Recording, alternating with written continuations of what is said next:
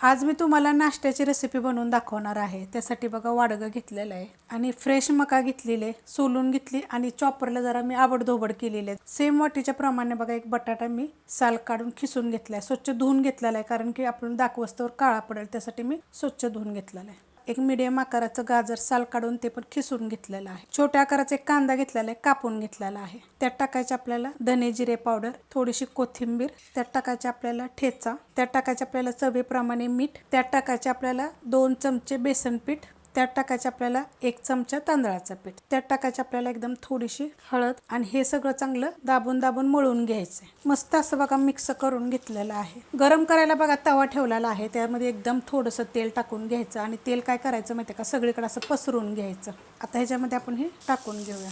पटपट पटपट बनवायचं, जास्त वेळ किंवा असं हाताला सुद्धा थोडंसं तेल नाही तसं पाणी लावून जरी तुम्ही असं थापून घेतलं तरी चालू शकते बघा। असं मस्त असं बघा थापून घेतलेलं आहे। जेवढं होता होईल एवढं अजून जरी पातळ जरी थापलं तर पण चालू शकते। गॅस एकदम बघा मीडियम आहे, 1-2 मिनटं फक्त आपल्याला मीडियम गॅसवर ठेवायचं।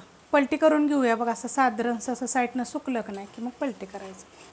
बघा मस्त असं भाजलं जातं। तर खालची साईड आपण भाजली का बघूया। आपण एकदाच तेल टाकलं होतं, परत काय तेलाचा वापर वगैरे केलेला नाही आहे। बघा मस्त असं भाजलं गेलेलं आहे।